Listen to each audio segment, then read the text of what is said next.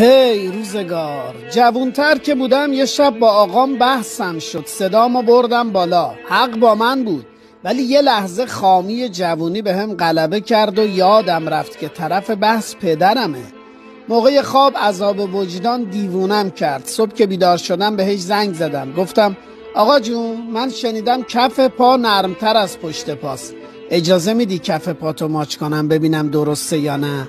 پرسید کجایی؟ پاشو بیا مادرت چایی درست کرده، تازه دمه. وقتی رفتم خونش تا درو باز کردم گفت ببین، اجازه نمیدم کف پامو ماچ کنی، اما جواب سوالتو میدم. آره راست میگن، کف پا خیلی نرمتر از پشت پاست، چون وقتی بچه بودی من خیلی کف پا و پشت پاتو ماچ کردم، خیلی خجالت کشیدم.